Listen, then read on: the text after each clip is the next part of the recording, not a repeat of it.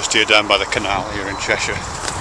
This is the Trent and Mersey Canal, and I'm thinking about belief and what it feels like to believe things. Because the thing about belief is that it doesn't say, well, it has some relationship to the external world, some relationship to truth, but it's fundamentally a psychological state, isn't it? I mean, that's usually how it's defined. It's a cognitive stance to take in relation to certain propositions. The feeling of being certain, you might say, believing in something. But belief has a very particular kind of sense of what it's like from the inside, doesn't it? You know, I believed things at various times, and of course I believe things now. I believe that here I am in Cheshire, walking by the Trent and Mersey Canal, for example. And belief, even the more abstruse and obscure beliefs, have a kind of clarity quite often that is like this kind of clarity, like the clarity of being alive and awake and in a three-dimensional world, and having what appear to be well-functioning senses which, you know, give a clear readout of the world and which don't present any ambiguities. That's quite often what belief feels like in its other senses, isn't it? So religious belief, which I've talked about recently, when I've talked to religious people, I've got some qualifications, but generally they seem to be in possession of what they absolutely feel to be a sense of clarity, a clear vision. And I felt that with when I've believed in things which aren't this obvious, you know, believed in more obscure or arcane ideas, that there's a sense, when you come to believe something in that way, it's an embodied sense, it's a feeling in the body, in the brain, in the mind, which is a sense of clearing away, of seeing through, of having the structure of the world revealed to you in a way that perhaps other people don't seem to be able to see. And it feels like all these people are in fog, you know.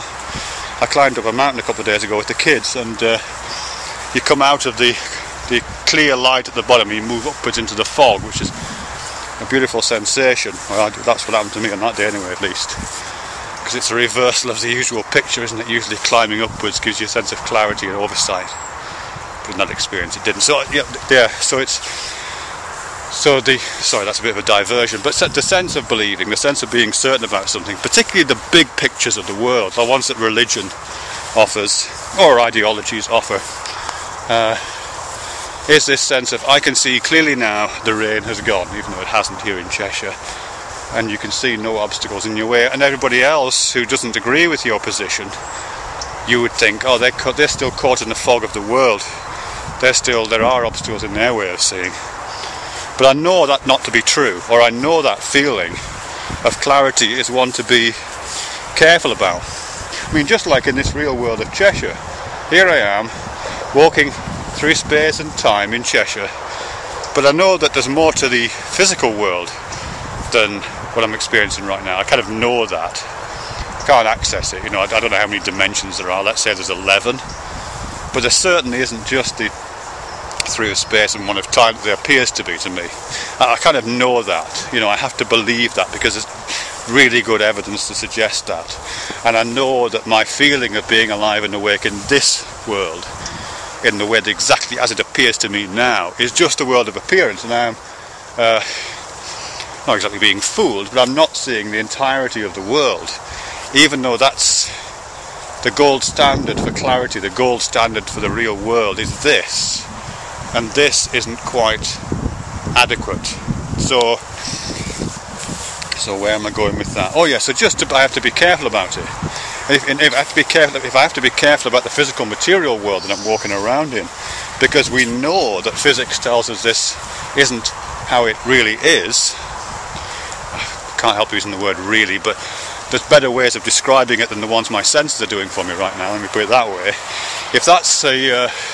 If that's some knowledge I have to bring to this, the gold standard for belief, then the same must be true for those other kinds of beliefs, beliefs in religious ideas, beliefs in ideology. I have to approach those with a skepticism. And I kind of know this from personal experience, because some years ago I used to play around with these things in a kind of more embodied way than perhaps I do now. And I did a series of things that the term is a bit misleading, but it's stuff called chaos magic. It's a term that I think Michael Moorcock came up with, but I got it from Robert Anton Wilson. And basically it's really simple. You just immerse yourself in a set of ideas to the exclusion of other ideas for a while and feel what happens. And at that time I was looking at well, one of the first things I did was ancient astronaut theories. I was in my, I guess, early 20s, and you know, ancient astronaut theories is that kind of Henrik von Daniken stuff, that thousands of years ago people came from another planet and did stuff here on planet Earth, and that's revealed in certain caves in the where the pictograms that the Aztecs used, or some Egyptian stuff, or on the what they called the, it doesn't matter, you know what I'm talking about. And I read a lot of that stuff. I've got a small collection of ancient astronaut literature, and to the point where I had that revelation, you know, I had that clearing away, that sense of this is true. And it is just like the, what's the expression, the scales dropping from your eyes, as it says in the Bible. You used to see life as through a glass darkly, sorry to stay with the biblical references, but now you can see it clearly, you know, see it face to face. That's what it felt like. I was, oh God, yeah, of course. But the thing with chaos magic is that kind of experience you give yourself. It's that once you've got that, you kind of have to move on. You don't stay in it, because the greater learning is slightly larger than that. So I went on to something else. I can't remember what I think it was Marxism actually. Went on to ideology, or maybe some. So I looked at a lot of these things. Anarchy. I was looking at anarchist writers for a while. But either way, you know, you get to the next one. I think it was Marx immediately after Ancient Astronauts. So I read a lot about Marxism. You know, read absolutely saturated myself in it. And again, I had this feeling of, oh, that's Phoebe eating. I had this. I think it's a stick. Again, I had this feeling of the scales dropping from my eyes, of the world being revealed to me in the way it is, that it is, you know, about the ownership of the means of production and the hierarchies and all those kind of things that you get in Marxism. That stuff, you know, it was, of course. Same kind of revelation, same kind of, there is a tree, there is another tree, there is another tree. This is the real world. But again, I moved on from those things. It doesn't destroy the appreciation of those things. I still have got a lot of time for Marx, actually. I don't have any time for Ancient Astronauts, but other than they're quite interesting. But as I say, I still appreciate the ideas that Marx formulated, and think he's got a lot to say still. And the bits of things I've looked in, some appreciation of.